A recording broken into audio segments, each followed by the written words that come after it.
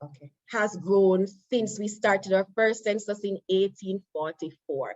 Now in 1844, when the first census was done, we had a population count of 377,433. Now, when we did the census in 2011, of course, we would have surpassed that number. We are clocking in at 2,697,983. You want to guess where you think we'll be in 2022? Anybody have any guesses on where you think we'll go for 2022? A little over 3 mil. Okay, we have one for over 3 mil. Anybody else feel indifferent about that? 2.85 million. 2.85. I like when you be specific. 2.58 million. 2.85. 2.85. Okay. All right. No Well, problem. about 3,250,000. All right. All right. 3,250,000. All right. Anybody else have any guess of where you think we'll land at the end of this count? 3.35. 3.35. All right. I'm going to record these answers, and when we come back to disseminate the data to you, if you invite us again and we disseminate, and we'll see who would have won this bet. Excuse me, Ms. Fraser. And we have some in the chat. Some persons are saying 3.2, 3.1. Okay. Oh, yes. Thank you for monitoring the chat for me. Go ahead. I think someone was speaking to me just now. I did not get the question. What was the question? Oh, I was asking persons to give me an estimate of what they believe the population count for 2022, what the results will be. Okay. Well, I believe that it will be pretty near 3 million or just over 3 million. All right. Yeah. No problem. All right. Now, as stated before, we won't labor here. It's our 15 population and housing census that we are doing in 2022. And as you rightfully said earlier, this census should have been conducted last year, but based on what was happening with COVID, we were unable to do it. If you ever recall a census taker coming to your homes, you would know that they have to come to each household to ask the questions. So we would not have been able to facilitate that type of interaction last year. We are still in the midst of COVID, so we are still doing it, but we're doing it with a number of things in place or implemented so that we can keep our census takers safe and we're able to keep the householders safe as well. Now, stated this before, it's conducted every 10 years. And as my host, can you remind me of your name, please? Rika Douglas. Miss Douglas. Is Miss Douglas or Mrs. Douglas? Let me get it right. Miss Douglas, right. So as Miss Douglas stated before, for the first time in the history of census, this is something that we're really excited about. We are using tablet computers. Now, if any of you recall what happened in 2011, you would remember that the census taker they came to your house and they had a number of paper in their hands or in their backpacks. And you were probably wondering when they would leave your house based on the number of questions or the size of the booklet. Now, we are using a software, a computer-assisted personal interview software, where they'll be able to go much quicker this time around. So they'll come to your household with their tablet, they'll insert your information to the tablet, they're able to skip questions because the algorithm in the software will allow them to skip the questions that are not relevant to you. And we know that based on our testing and the piloting of the equipment, we know that it will reduce the time spent within your household.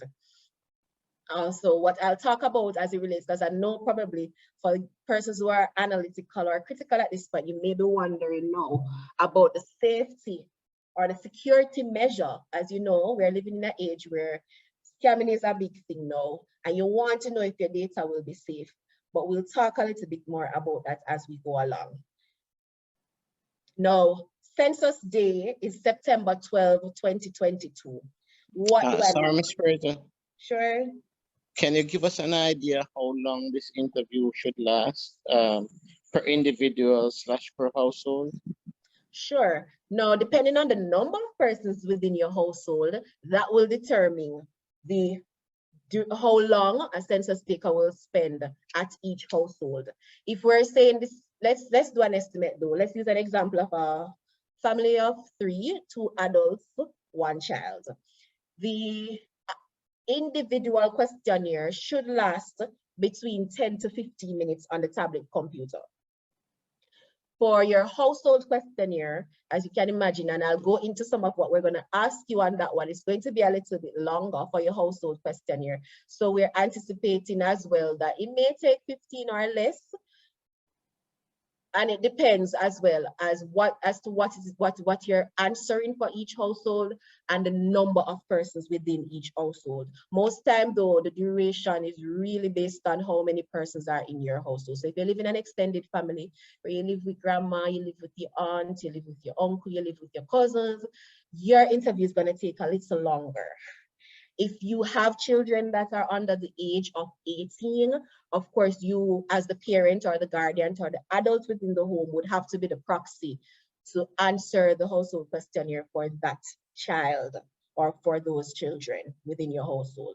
So 15 to 20 minutes per questionnaire, whether it is your household or your individual, and the overall duration depends on the size of your family. Thank you. You're welcome.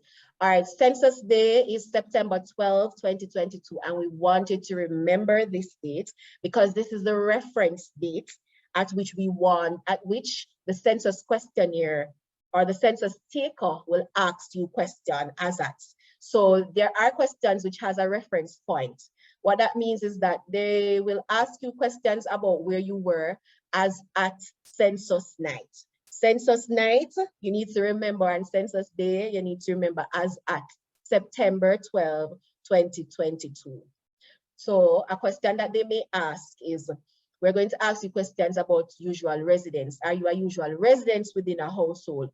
Usual resident is a person who stays, so they want to know what we use to classify a person who's a usual resident is someone who stays within a household 3 to 4 nights per week. And they'll ask you questions about, there's employment questions that we'll ask in your house, in your individual question, if you were employed, if you had a job as at the reference date. So whenever you hear a question as at the reference date, the census taker will remind you, but this is that date, this is a reference point that you always need to remember. And there's gonna be an activity within each parish on this date. So we're trying to prompt your memory and we're trying to help you to remember that you heard it on the radio that day, you saw it on the TV commercial, and you're going to remember that the reference point to which the census taker is asking you the various questions is at September 12th. Data collection will start September 13, but Census Day, which is the reference point for each or most of the questions on the questionnaire, is as at September 12th. Okay?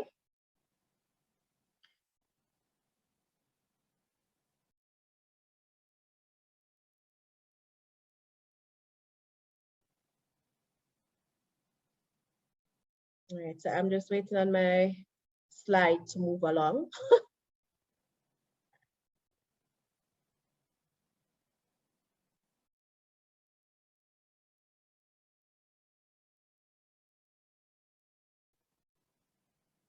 All right, so you said we're counting persons. You must be interested to know, who will we be counting? Now, we're counting all persons who are usual residents of Jamaica on Census Day. All right. So we're counting visitors. All right, usual residents who we're not counting in the census. We're not counting visitors to Jamaica who are staying in hotels and or guest houses. We're not counting visitors on ships in harbor on census nights. We're not counting diplomatic personnel. And that's for obvious reason. If you're a diplomatic personnel in Jamaica, it means you're a resident from some other country, but you're here either to work or on some other type of business. And of course, we're not counting persons who are normally resident in Jamaica, but who maintain summer homes looked after by a caretaker in their absence. An example of this is perhaps persons living in Mandeville.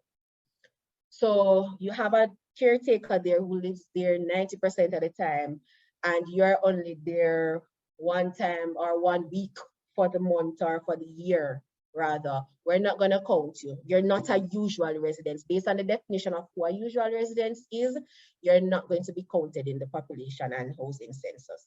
Now, where are we counting people? We're counting people in homes. We're counting persons in correctional institutions. We're counting persons in the children's home. We're counting persons in infirmary and drop-in centers. We're counting persons living in boarding and residential schools. We're counting university and college residencies. We're counting military camps, police training schools, and police barracks. We're counting hospitals and homes providing specialized care. We're counting persons living on the streets, and we're counting people living in the keys. Now, I know most times one of the questions that persons ask, I'm going to try and preempt your question here. How do we count some of these persons? So places such as homes, correctional institutions, children's homes, infirmaries, we don't go to the individuals, each individual living within these areas. So when we go to the children's home, we're not going to go to each child, we're not going to go to each prisoner, and we're not going to go to each person, each elderly person in an infirmary. What usually happens is that the persons living within these institutions are registered. So they are either supervised by the manager or supervisor, and they have a record of the persons that are enrolled or that are living within most of these institutions. So we get the information required from these persons and we complete the questionnaires for each of the persons living within each of these facilities. Mr. Barnaby, see your hand is raised. Yes, my hand is raised. What I realize, I am a teacher, and what I realize is that in the school system, we also have Census Day, and I think that is also conducted in September, about the 12th of September. So Really? I'm wondering, yes, I'm wondering if this data also go to the general census, the national census. Not to the best of my knowledge. What is collected in the national census is as at the time that we collect the data. We're not collecting data. We're not start with the collection of data until September 13th. That's the first date that we'll collect data. So there's no data that we have in the back to go towards the national census. Everything will start as at the 13th, right? Okay, thank you. You're welcome. And for persons living on the street, we have a night where we call Census Night, where we work with the local government, we work with the municipality, municipal organizations, and we go with a group of persons, census takers, and we storm the streets, and we collect the data required from persons living on the street with the help of the Jamaica Defense Force and the Jamaica Constabulary Force, as well as the municipalities and the local government. Persons living on the keys, sometimes when you think about keys, people only think about land key.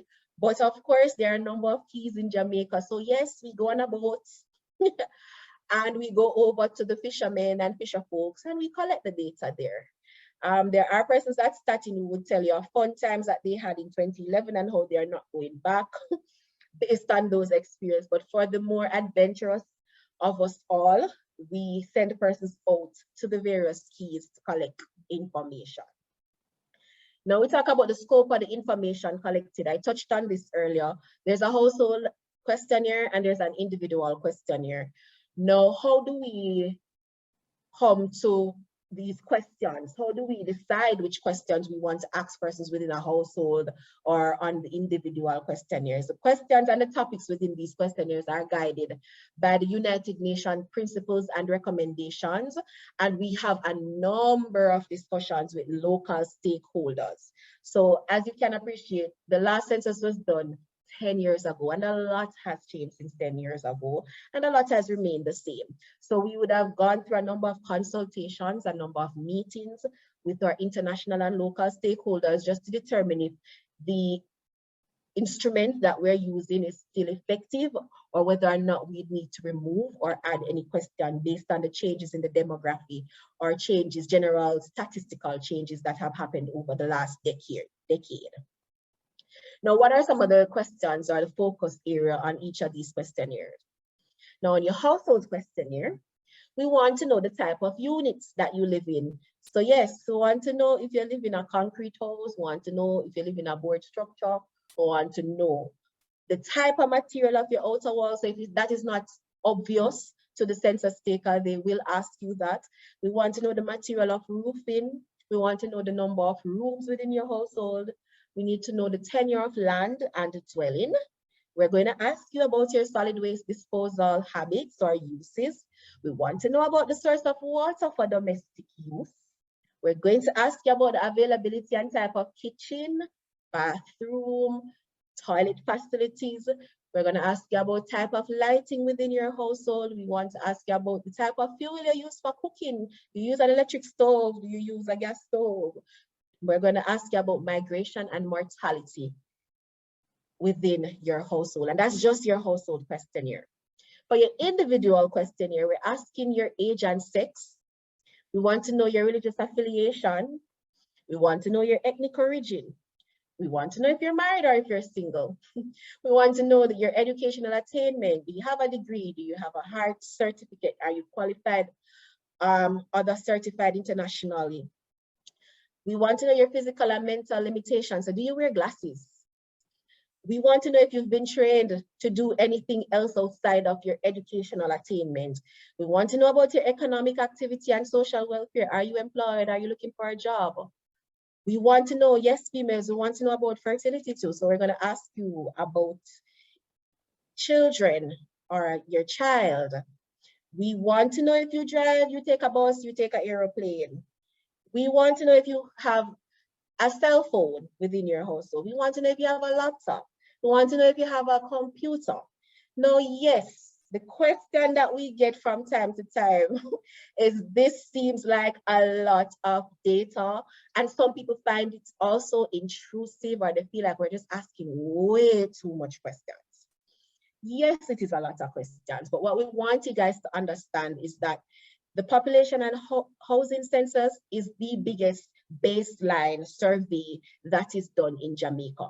Essentially, what that means is that the data that we collect in the census, there is no other survey, no other research company in Jamaica that collects this type of data at the magnitude at which we collect data. Most of the information, well, not even most, all of the data collected here, persons ask us for the data, and you'll see when I go on to the other slide, and how the information can even be used in your parish on your various projects. So yes, we want to know about solid waste disposal. Why do you think we want to know about solid waste disposal? Any bright students? Why do you think we need to know what you do with your garbage? If you burn it or if the garbage truck comes for it?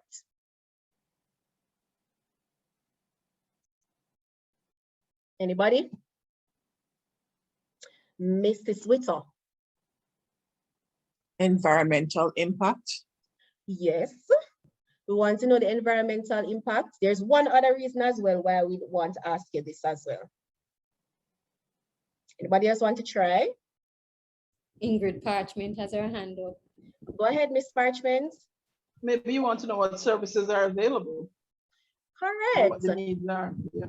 Yes. So of course I might burn and still have them come, but and there are some areas where you can't even burn the garbage because it's not legal for you, right? So it's not legal. Of course. Yeah. Right. So both we want to know the impact on the environment, and we want to know if the service is available within your communities. So we know, let's just be real, there are some areas in rural Jamaica that you really don't see a garbage truck. Far and apart, you probably see a garbage truck, if at all. So this information that you'll give to us, we'll be able to give it to the policymakers and to the government, and they'll be able to assess the information and say, hey, probably this 10 garbage truck for the whole country can't work, Let us see what we can put in place based on the number of persons living in Jamaica to ensure that we don't have any environmental problems. As you know, climate change is a big thing that's happening now, and it's affecting us more than ever with the Saharan dust and everything else in between. So that's just one of the examples of why we need to know what we need to know. And your material of your roofing and your outer wall and your rooms, by now you would need to know. We need to take the housing stock of the country. We need to know how you are living. Is it enough? Is it adequate? We gave estimates of maybe 3 million people for this year's census. Is it going to be adequate? What is infrastructure adequate now for what we're counting? All of this maps back to something, to a bigger cause for our policy makers. So what is the information used for policy making, planning and administrative purposes? For research, as I stated before, this is the biggest baseline survey that is conducted. So other research companies, other government entities, other private companies, they use this information. The information. Excuse me. Sure. Sorry, I noticed one of the questions was about ethnic origin, and I wanted you to explain to me why that information is important. So we need to take stock of the demographic. So the demographic information. So from time to time, persons will want to say, for example, so your ethnic origin, we want to know how many Chinese persons we have here, how many Black people, or the works, because there's a section also for other, if we don't find it there. So the demographic information guides decision for persons, for example, who have a business.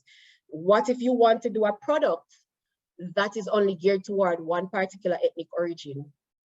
The information for age and sex and ethnic, you only want to cater to persons who are of a particular age or a particular sex, and you want it only to go to Black persons, or you only want it to go to Chinese people living in St. Mary. So it assists with the demographic. So there's a demographic component that we report on in an aggregated format. So of course, there's no way that persons can tell your name or your age or anything linking back to anything personal, because the information is shared in an aggregated format.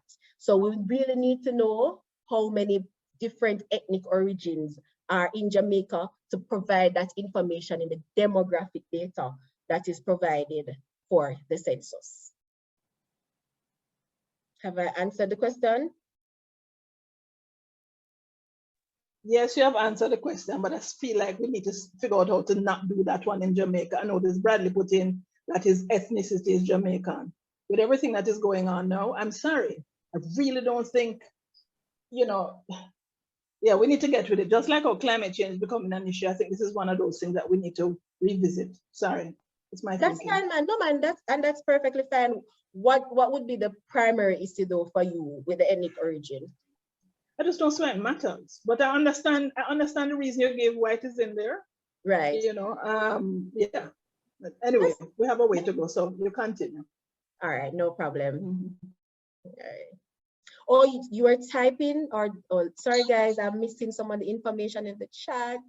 Sorry. All right, let me help you with that. So Orville Right. Mitchell says, I think a more robust public educational campaign will aid in making the process easier for the census takers. These can be considered really, I guess the questions he's saying can be considered really intrusive. So I guess that is why we invited you all. So if I'm throwing it out that maybe some of the leaders we can have deeper engagements. If Tasha is available and others. I am. Deeper engagements as leaders, major leaders in the community, we can invite you to other groups. Definitely, we're open to that. Because we are really an umbrella. Understood. And for Leroy, well, Ms. Parchment mentioned that Brad Edwards says ethnic origin is Jamaican. And Leroy Ferron says this information is critical for the school curricula. All right. So as it relates to the robust communication campaign, yes, we are aware we are going to go again. Our first robust campaign would have been for the recruitment.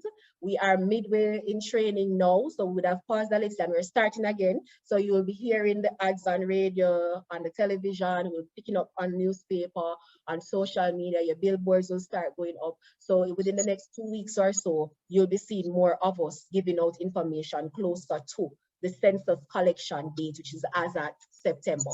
And we'll also be doing some engagement within each parish on Census Day and the week leading to Census Day. So we've been doing a number of stakeholder engagements because we understand that getting our stakeholders, such as you guys involved and aware of what we're doing will help us to share the news on the ground and elsewhere with regards to the census importance and reasons why persons should participate in the census. I just want to pause for us to welcome His Worship the Mayor, Winston Maraj. He's the chairman of the Clarendon Municipal Corporation, and also the minority leader, Councillor Sian Barneswell. There are so many other persons online, but welcome everybody. Good evening. Could I ask a question, please? Go ahead, go ahead. I applied to be a census taker for quite some times now, but I don't get any replies. So when are they going to have training for census takers? All right, Ms. Grant, I want to talk to you about this. Can we talk after? Because there are a number, we started the process already, so there may be a number of reasons why you may have missed your email. It's mainly a digital process this year, so we can talk and brainstorm what you've done so far, and I'll be able to give you an update as to where we are with the training, because we have completed 2 rounds of training already, and we're going into the 3rd round of training on the 25th. Okay, ma'am. Thank you. Right. So just remind me, please. Yes, ma'am. Okay, thank you. You're welcome. All right, so I think we are up to speed now. All right, great. So as I stated, these are some of the reasons or some of the ways in which the data is used. Businesses, industry, and labor use the data. So if you, as I stated before, if you have a business and you need to do, which you should do some research before you start a business, you can come to us and we can give you the science to get the business started and why you should place a business at a particular area, and you can break it down based on demography to know where is the best place to put your business. If you want to expand your business as well, you can get that data from the census. Boundary delimitation as well. If you want any type of maps, any type of shape files, you can get that from our geographic service unit. And as I stated before, this data is you can use our census data as a sample frame for any future surveys or any smaller unit from the population and housing census that you may need to expand on. The formulation of housing policies and programs. Remember, it's not just a population census, it is a population and housing census. And of course, we spoke about this, so we won't stay long here either. We spoke about the assessment of the quality of housing. So when we ask about the type of roof, the type of housing, the type of bathroom facility, all of this information assists with assessing the quality of the housing stock in Jamaica. All right, so I see another question in the chat here. Mr. Knight, are pamphlets available for the general public? Yes, from time to time, we have gone to a number of events so far. If you require a flyer or a brochure, we can provide that information to you. So yes.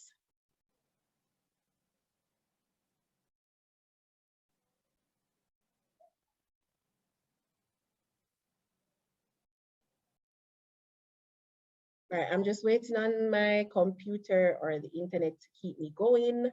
My slide isn't moving. All right, so what are some of the requests that we get for census data? Age and sex, people want to know the population data. So within each parish, persons want to know the number of persons, the age group of the different number of persons in the parish. They want to know how many males live in Clarendon. They want to know how many females live in Clarendon. And you want the age information as well for these demographics. You want to know GIS data. So you want to know where to place your business. You want to know how many persons live in a particular area. You get that information from the census. I spoke to this already. Shape files, maps. People want to know economic activity information. So they want to know the number of persons employed, the number of persons looking for jobs, the number of persons outside of the labor force. They want to know the type of training that persons have, the educational training. So you want to know how many persons in Clarendon have a degree. You probably want to know how many persons that are trained by art. You want to know if they have international certification. And of course, you want to know housing data. So we can let you know that, hey, in Clarendon, there are XYZ number of persons who have, this is the type of information provided for their housing. Now, earlier, we spoke about collecting data on tablet computers. Now, is it at all safe? When we talk about the technology, using our technology, we know the scammers are out. We know that it's technology, so Murphy's Law, anything that can go wrong will go wrong. But what are some of the ways in which we are protecting your information, not even just from a technological viewpoint, but as it relates to the census takers collecting the data? Now, there are stringent operating procedures that have been put in place to maintain confidentiality of the data collected and the dissemination of the data. What do we mean by that? Now, when the census taker comes to your household with a tablet and they complete the questionnaire, whether this is the household questionnaire or the individual questionnaire, that data goes right back to the head office. So it goes to the server, to our secured server.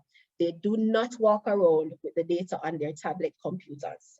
So that's one of the ways in which we are protecting the data that is collected from each of our household persons. All right, let me check the chat to see if there are any questions. All right, so I will deal with the questions regarding census taker and speak to you guys separately once the presentation is completed. All right. Now, once persons are employed to Statin, whether they are temporarily employed or permanently employed, they have to sign a oath of secrecy. What that means essentially is that you cannot share any information about any particular person at any given time to your friends, your family, or any householder. If it is that we find that a census taker is doing this and it is reported back to us, they can be penalized, legally penalized for sharing the data, right? So this is something that we take we don't play around. We emphasize this to our census takers who are in training now, and even before they go into training, once they're signing the form, the oath of secrecy, it's explained to them what is expected, and they know that they're not supposed to share data with their family members or their friends. No restriction. Now, once they send back this information or the data from their tablet to the server, it's not available for every member of the Statistical Institute of Jamaica or from this project, the census project team, to have access to the raw data. No.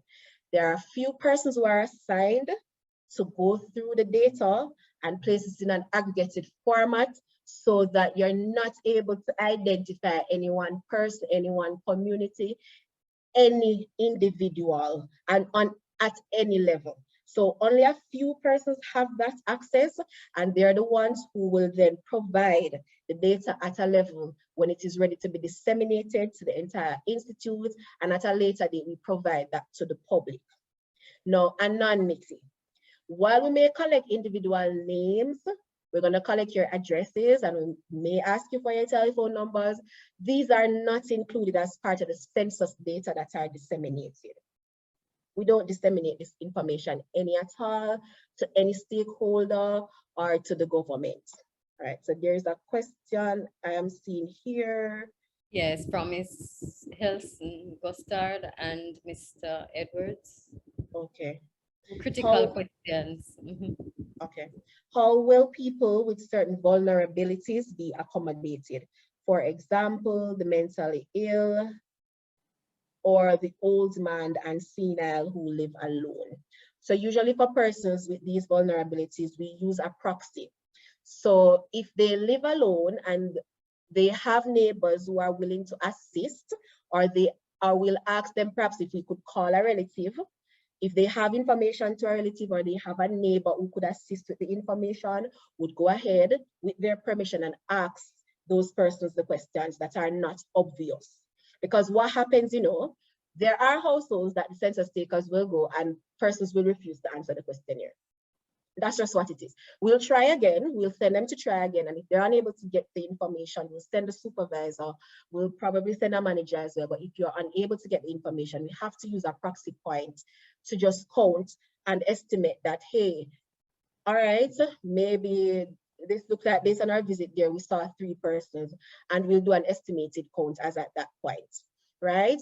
So for persons with vulnerabilities, if they can get us to a family member who can assist them, if they're not within a home and they're at home, if they can get us to a family member who can assist, or if their neighbor, if they give us permission to ask their neighbors to assist, then we'll take the information. If though none of this is available, we will just take the basic information. So we can see if this is a male or a female.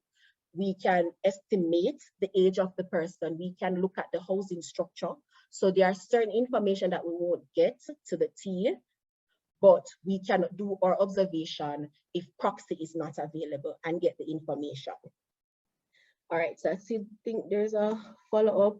Are we there yet? Will there be provisions for people identifying as male, female, as opposed to how they were registered at birth? It's a very good question. We got the query for persons, so we're talking about gender here. No, the census will not record gender. The census will record the sex of the person at birth. No, the sex of the person at birth is collected and not gender, because statistically, internationally, there has not been a developed way to capture the information for gender. So internationally, and at a statistical level within the Caribbean, we're not measuring the gender. We're not measuring gender of persons. So we're going to record the sex of the person as at birth.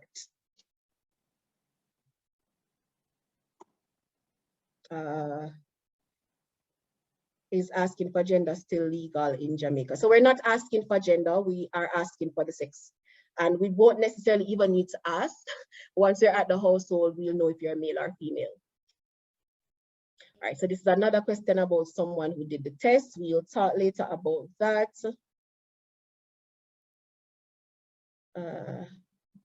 Am I updated now? I think my chat is running. Have I answered all the questions? Dr. Edwards is asking again, how? I guess it's in relation to how will you know the gender? Sometimes it may be difficult to tell. We'll use physical and we'll ask the gender as well. Not the gender. See, I'm even getting confused. We'll ask the sex. We won't fight with anybody on what they want us to record as at, but we will record the sex as at birth based on observation. Mr. Mitchell said, don't be so sure. Okay. Is it the same thing, the gender? I think it's probably Mr. Orville Michel, he said yeah. I get your question. I get it, but we're recording sex. We are recording sex. And yes, don't think we're putting a blind eye to it. And we anticipate as we get closer to data collection that this will be a question coming up again. All right, I'm confused as to what is the difference between gender and sex. For us, the difference between gender and sex, gender is a social construct, masculinity, femininity, and I guess all the other genders that have been assigned over the last couple of years. And sex, it's about perceptions and roles as well. Right. And your sex is your literal, your physical, what as at your birth. You were born a boy, you were born a girl, you're a male, you're not a male, you're a man, you're a woman, you're a boy, you're a girl. So that's your physical. All right, so I'm just waiting on my slide to move again. All right, so what are the phases of the census? We've been touch and go on this a little in and out, but just to put it into perspective, there's a pre-enumeration stage, there's an enumeration stage, and there's a post-enumeration stage. What happens in the pre-enumeration? And just to ensure that we have everybody on board, enumeration just means the count. So before we start counting pre-enumeration, We do a lot of planning with a number of stakeholders. We've organized a number of committees, locally, internationally, with our stakeholders. We've been budgeting, so there are various aspects. There's a technical committee. There are other committees that we have to budget for. Something like this, you have to budget for your communication campaign. You have to budget for your technical needs. So we are using tablet computers, so we have budgeted to ascertain the tablets that are coming for the census takers, and we're training approximately 7,500 census takers. So you can imagine how many tablets we have had to import into Jamaica to get that done as well. There's a number of consultation. I said this earlier, so we have to talk to our stakeholders. There's a questionnaire development, there is mapping, and we have our own geographic service unit who does our mapping. We've been mapping for quite some time now, so we don't just wait until it is census time to do the mapping. The team started as at the last census. So they started going back out in the field and they intensified the mapping in 2018. We don't use the Electoral Commission's enumeration district. We do our own mapping just to ensure the integrity of our data and just to ensure that we have the correct number of enumeration districts in Jamaica, and as such we can assign the right number of census takers, or we know how many census takers to employ to work in the census. And of course, there's a legislation arm as well. Mr. Dixon. Yes, just 2 quick points here. One is a question. You mentioned earlier that the name and the phone number is not really a part of the census. So I'm asking, why then is that question asked, being that it's not a part of the data that will go in, right? Why then is that a part of the recording from the census taker? That is one. And two, what is your plan B? Normally you're using electronics. Sometimes they crash and all that data is lost.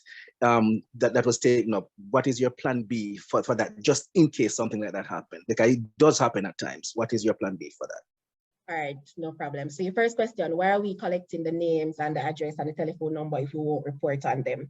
So for identification of the instrument, before it goes to, when we collect the raw data with the names, the address, and the telephone number, that helps us to identify each household and our account to ensure that our account is accurate. So we send that information off to the restricted persons within our institute. They can match back the information based on what the census. So if Tom Joe lives at 33 XYZ, we can use it for quality control. So we are, remember, at each point of the, well, not remember, but at each point of the data collection, the supervisors and the area managers who are assigned to the census takers have to ensure that the data is correct, one, and that the census takers are indeed going to each household to collect the information. Because another question that someone may even ask is that if you're giving them a tablet, they can probably answer that. And if they're from the community, they can probably answer the questionnaire for someone else to say that they have recorded the information, but it's for checks and balances and quality control, even at the post-enumeration level, where we go in and do a post-enumeration survey. So there are a few persons who will get the questions asked. 1 and 2 of the same questions will be asked of them in our post-enumeration survey, just to ensure that the quality and the integrity of the data is good. So that answers why we're collecting the names and the addresses and the telephone numbers. As it relates to our backup plan, there are, as you mentioned, there are instances where we anticipate that the tablets will not work. We are still using paper questionnaire for instances such as those. So the census takers, if they meet into an issue like that, they are trained to communicate with their supervisors, and the supervisors would perhaps revisit a household with that person or provide an alternate instrument in the form of paper to that census taker. As it relates to areas in Jamaica where the MiFi connection or the internet connection may just not work, because let's be real, we don't have a high internet connectivity all across Jamaica. For areas such as those, census takers are still given paper to collect the data, because we have to collect the data from everyone once you are registered as being a usual residence in Jamaica. Hope I answered the question. Okay, that's all right. Yes, understand. Great, thank you. All right, so before we start out, so we did pre-enumeration just now. What happens during enumeration? During the enumeration phase, rather. So we are in the enumeration phase now, where we're training census takers. Would have completed the recruitment before. We're training census takers now. We just, today's Wednesday, so we'd have finished round 2 of the training. We're going into round 3 on the 25th of this month. We are also going to do data collection. Data collection starts September 13 and will end in December. We're doing quality assurance testing. So you have, each census taker is assigned a supervisor. The supervisor checks off all the questionnaires from the census takers just to ensure that the quality of the data is there and to ensure that what they're recording is checking out.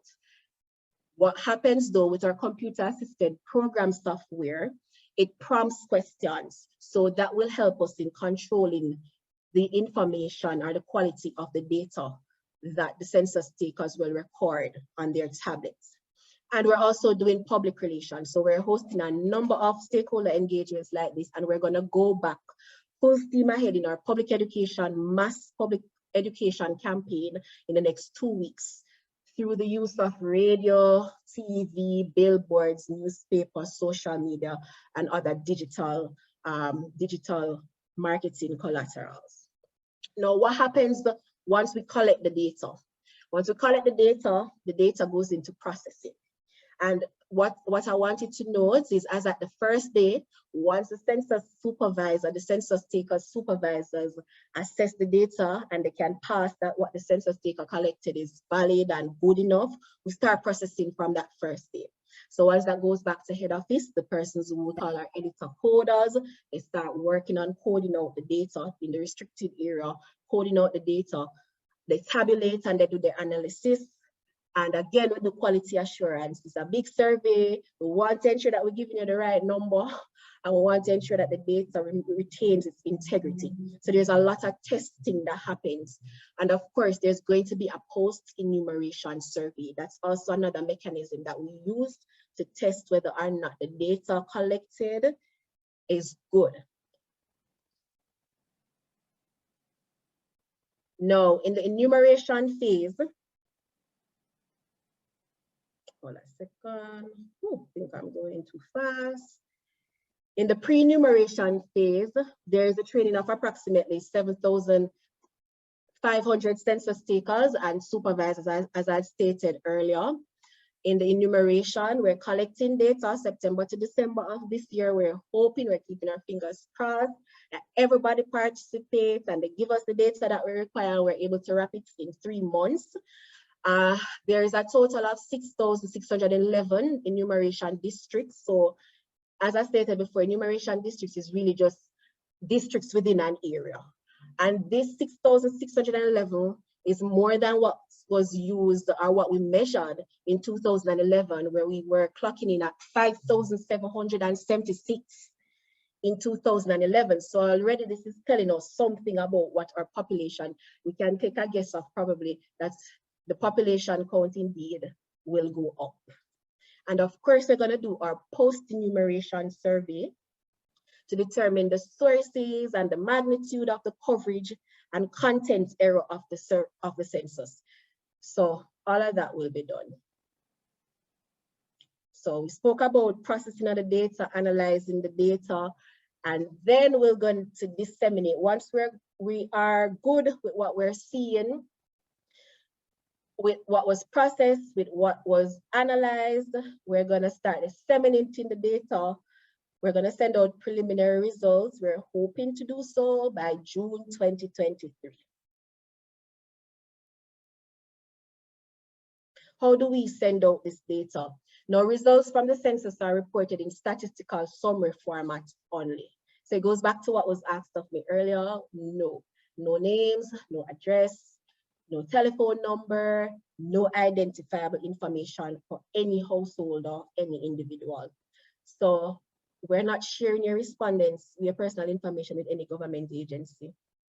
We are census data released. We release it at the enumeration district level. We release it at the community level. We release it at the parish level and at a national level.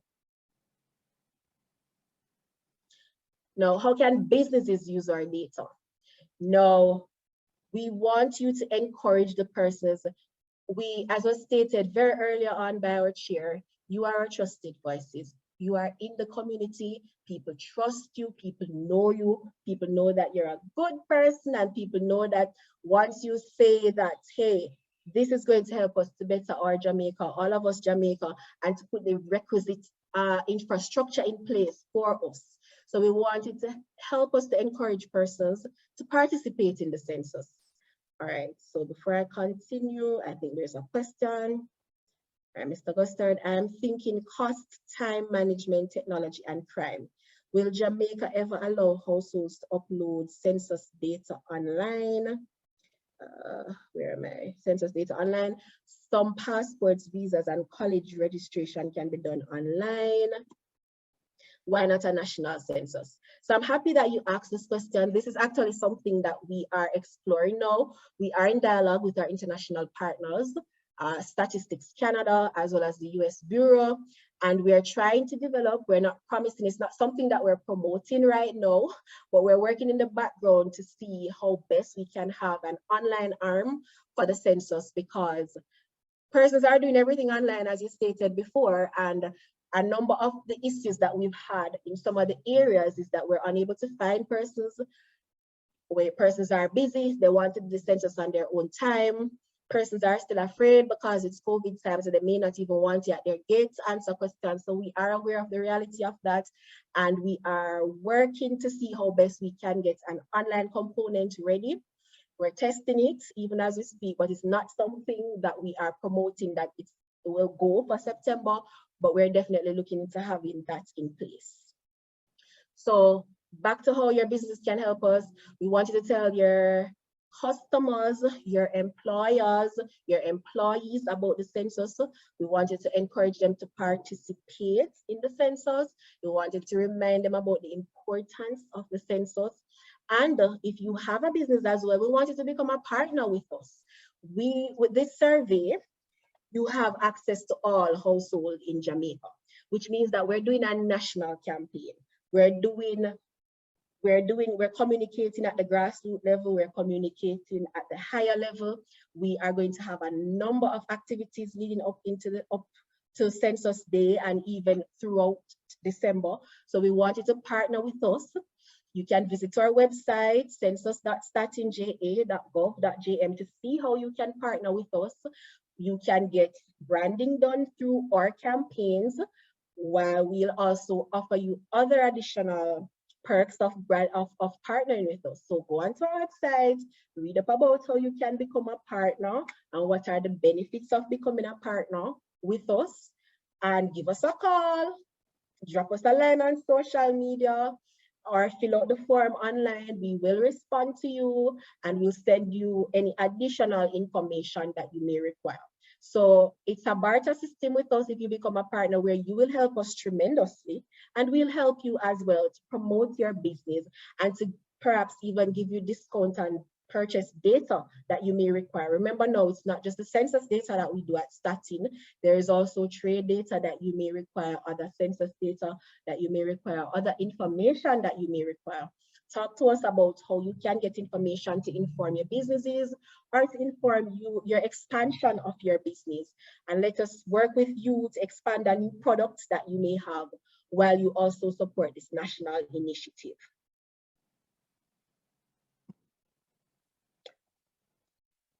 So help us spread the census message. Census data are important for the development of our community, our parish, and our country. Every person living in Jamaica is to be counted in the 2022 census. So when we come to your house, please don't set your dogs on the census takers. We're begging you just for the 15 minutes per questionnaire. Answer them as truthfully as possible so we can get the right information. So when you call and you request information for your business or for personal reasons or for additional research, we're able to give you the information that you'd have reported on.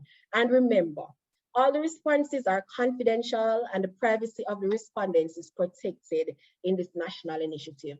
We're coming down to an end and we want you to connect with us. We are everywhere. We're on every social media platform at Statin JA. Drop us a DM or you can send us an email, info@statinja.gov.gm. Call us at 630-1600. Can ask for the marketing and communications unit of which I'm a part of, or ask for Sasha Gay Fraser. And I'll be happy to share more information on what was presented today or any other information that you may require. Thank you so much for having me. This is the end of my presentation. Okay. All right, thank when you, are we Sasha. going to talk to you? Just now or after this meeting? Oh, that's Miss Grant. Right, so the host will let me know. Do you want them to give, do you want to collect their numbers? Hi, I'm still here. Are you hearing me? Yes. All right, yes, so they're hearing you. There are some personal information that I may need to ask them in order to assist them further. Right. So maybe maybe they could in the chat address you directly with their telephone numbers and address. Right. So I could ask someone to or email address it would be good. Those persons who have questions re-employment, they could just drop a note in the chat directly to Miss Fraser. Just your name, your telephone number, and your email so that she can contact you. Right. Or if I don't, I'll ask the HR representative who is better equipped. Right. Contact them, right. So I know Miss Grant, Miss Dillon, Miss Angus, several persons were there. So please go ahead and drop your name and email in the chat directly to Miss Fraser. Okay, thank you. You're welcome. All right. Are there any other questions? Any burning questions? Anything that you want to comment on? I thought the question from Miss Gustard was very, very relevant. I was about to ask that. Can some of us do can we do it online and submit? But I'm glad that Statin is exploring that. But the presentation was very well received. And we just want to thank you for sharing.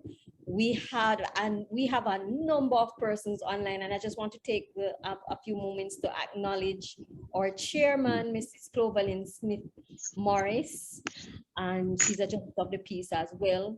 And we have several justices of the peace, as I said, CBO leaders, community-based organization, CDC, DACs, neighborhood watch groups. We have agencies online, so we're expecting that we will share this information widely. So, Ms. Fraser, we're going to ask from the PDC point of view if you could share your presentation so that we can email it out and send it via, and those pamphlets that you have or brochures, we could share it in our WhatsApp group so that we can get the information out there so that people in Clarendon will be very much aware of what is going to take place after Census Day, September 12th. So thank you very much.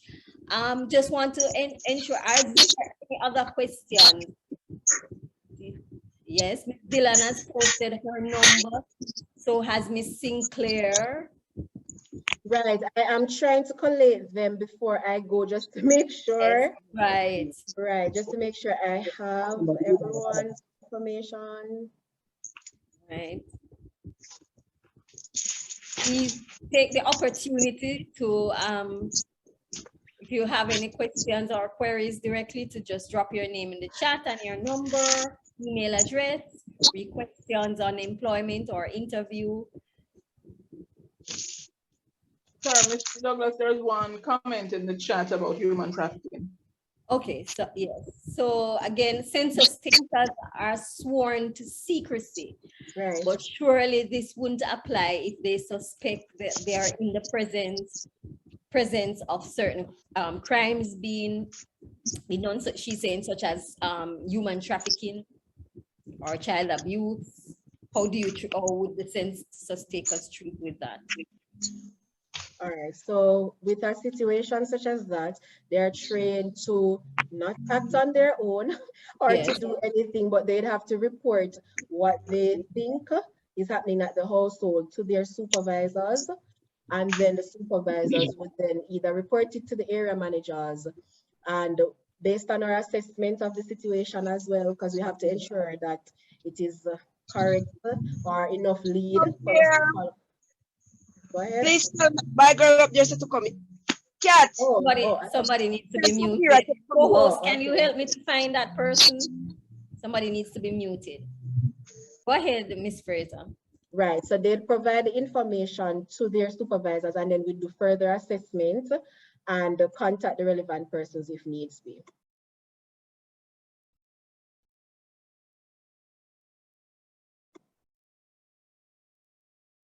There is another name added. Monifa. I'm going to go through them because I want to ensure that I copy everything. Right. Yeah. So I'm going to go through what I have copied so far. And while Miss Fraser is, while she's doing that, do you have any further questions? Any burning questions?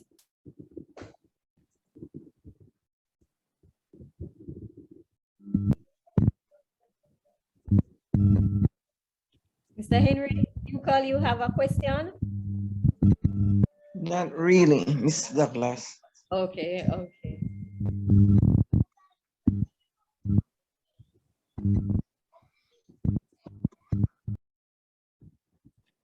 There's a hand up. Miss Grant, do you have a question? Miss Another Grant? comment in the chat, Eureka. Okay. Yes. What percentage from Mr. Mitchell, what percentage of the questionnaires will the supervisors use as samples? The supervisors will not use the questionnaire as a sample, and unless they're trying to follow up on another question, the supervisors just need to ensure that all the requisite data is accurate and that the census takers would have collected it. So say you collect one piece of information, and then when we go down a little further, when the census supervisor go down a little further, it's not matching back to what the household or the person would have stated. Then they are to go back to the census taker to ensure, and if needs be, go back to the questionnaire. So the census supervisors do not do any sampling.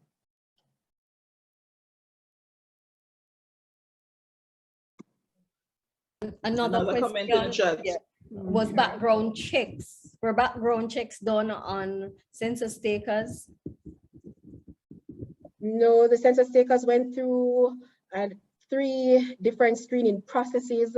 They did tests to test their accuracy for using of the equipment. So everything was digital this year, as opposed to the years before, where we facilitated drop-off centers. So they applied online, we did a shortlisting based on that application. Then an in-person screening was done where further questioning was asked, and an observation of the census takers was done, following which they would have been trained based on their performance, and they're trained and tested based on their performance in the training and the testing. Then there will be a further shortlisting of the persons who will be working in the census. Sorry, Sonia has her hand up. Yes, I have two questions. How secure are the census collected on paper? How secure is the data that is collected on paper? Is it delivered over and not taken home that somebody can have access to it? Right, so they have to provide the information to their supervisors. Once the questionnaire is completed within a day, they meet up with their supervisors and they exchange. Supervisors check the work to ensure that it is done properly, and then they leave the questionnaires with their supervisors. What if the person, I have two questions I said, what if the person that is interviewed refuses to give all their personal details or data? If they refuse to give, sorry, go ahead. Yes. refuses to give all their personal data, as if what is required on the the paper, the answer. You get that? Yes, I did. So if they go to a household and they're having difficulty with information, with getting information from because sometimes some people don't want to give. They believe some of those questions are really personal and don't want to give it. Will deem a complete data? Remember now, if in a situation like that where a census taker is having difficulty getting the questionnaires, getting the answer to the questionnaire, they are to report it to their supervisors, who would then accompany them, if needs be, to the household. They are trained to use a different tactic. Remember, we try to use moral suasion. So something that I didn't mention before, all residents of Jamaica are legally required to answer the census questionnaire. This is not something, though, that we forced onto persons. We use moral suasion. And then for obvious reason, because once you start to tell people that they have to do something, then they'll decide that they're not going to do it, and you're going to have more resistance. So we try to use moral suasion. So if you as a census taker is there and you're having difficulty, then we will ask you to report that to your census supervisor. Your supervisor will visit and try to get the information completed. And if the census supervisor is still having issues, then of course that person reports to an area manager. And if the area manager is having problem, then we may do another visit or so. And if we're still having the problem, we just report on the obvious at the household. So maybe you're not going to get all the information, but you'll report on what you can based on observation. Okay.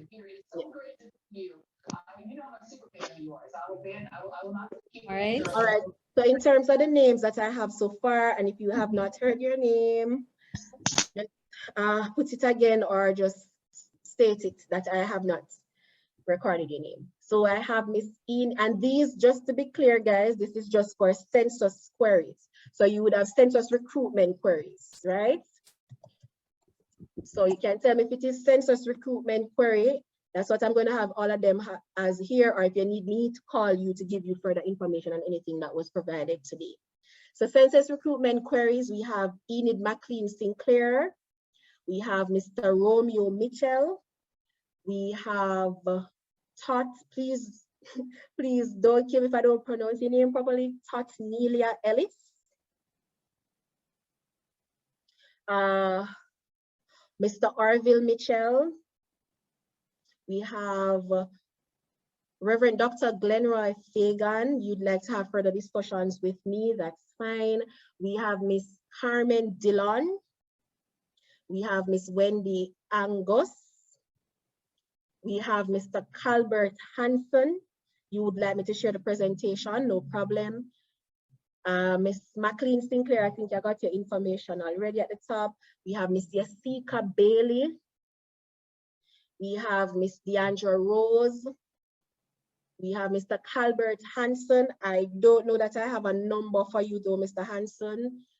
Is it census related, census recruitment, or you'd like to speak with me?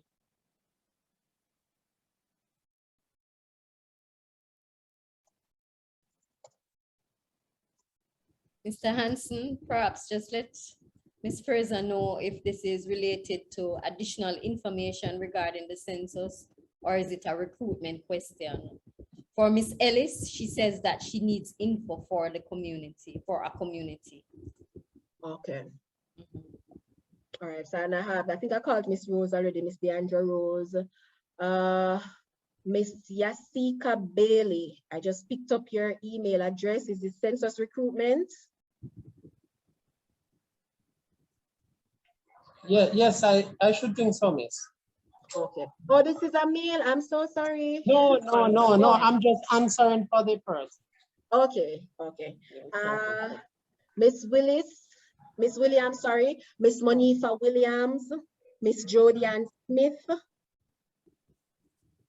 Miss Andrea Smith, Miss Shaniel Page, and Miss Mohalia Fisher. All right, so those are the names that are collected. Seems like I got everyone. All right, I don't Miss hear. Didi was Kishana. Yeah. Hold a second, go again. No, it's Moelia. Did you see Akishana Gallimore? No, let me just write it now. Kishana Gallimore. Yes, miss. Telephone number 820-3142. 820-3142. Yes, miss. All right, great.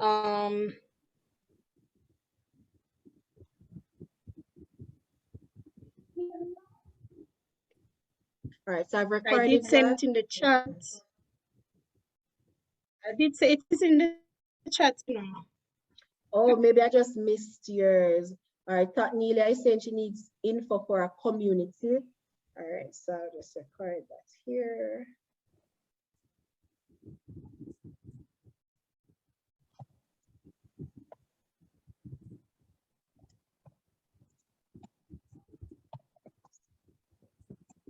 All right, Mr. Hansen is sending back his number. All right, let me write that down.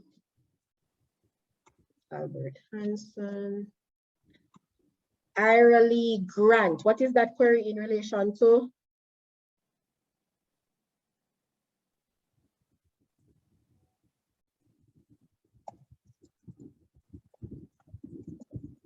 Ms. Grant? All right, I don't have a number or an email for Ms. Grant, so I'm not sure. Ms. Grant, could you tell us what your query is in relation to very quickly? It's 7 o'clock and we want to wrap. I put it in the chat, ma'am. I did apply as census taker. And I put you were the one of the first persons. Yes, I put it into the chat already. The email and my phone number. Yes, and our address, Rock River. She lives in Rock River. All right, so I think she probably placed it further up. So let me just go up. All right, no problem. Early Simon District, Rock River, PO. Yes, ma'am.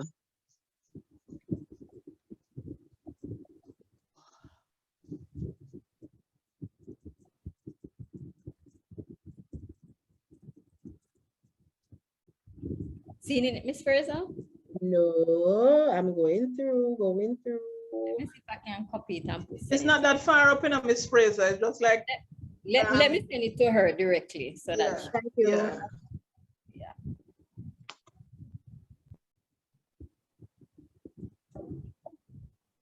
All right. So okay, let me get that done for you. Any other while we sort this one out?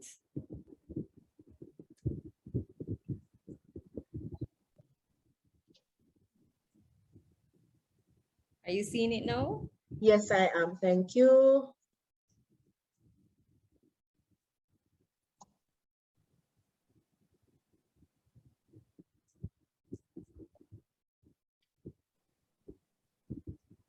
And we're losing some participants. We know it is prime time news time, so we really want to say thank you while you're writing, Sasha Gay. That was a very good presentation, and I'm certain that you will get some invitations from a few of the groups for them to. I'm certain that they would want to invite you to their smaller groups or to just share with those groups who may not have been there or who want you to see you in person. So we will be in touch. And we certainly appreciate the time that was taken by the Statistical Institute just to reach out to us and have this presentation done. To everybody online, at one point, I think we were nearing 75 persons because persons were going on and off. Thank you so much. As I mentioned before, we had representation from right across the parish and almost in every sector. So we want to thank you. Please do not keep the information to yourself. Share. Census is important because that is the information that we use to guide our planning. And even for us at the PDC, that's where we get our information to guide our projects and our initiatives. So please share the information and just ask everyone to be open. And when the census takers come to their gate, don't set the dog on them, as Miss Fraser beg you. And I'm getting some comments in the chat. Informative session, keep up the good work, excellent presentation. And I just want everybody to send out some emojis to Miss Fraser and open your mics, telling her thanks. And to everybody else, have a great evening. Please, everybody say thanks to her. Thank you, warm Clarendon. Thank you very much. Thank you, thank you, Wonderful. thank you, Good thank job. you. Thank you very much. Great. Bye. Thank you, Miss Fraser. I appreciate you. Thank you so much for having me. You guys are so warm. I love it. That's Clarendon for you, very warm. From the start to finish, trust me, I feel like I'm in front of you guys doing this presentation, and you guys never missed a beat, even though it was virtual, and that's important. So thank you for having me. I'll send you a copy of the presentation, and you can share it with the groups for us. Thank you so much. Thank you too. So that we can share it with our groups. And I think we'll be at Denby, so we'll love some brochures. We'll be at Denby too, so please come to our group and say hello. Yes. All right. All right. Take care, everybody. Miss Fraser, thank you very much. And I hope you're at home and you don't have to travel. Yes, I am at home. I'm not done working, but I am at home. Wonderful. Take care, everybody. Have a great evening.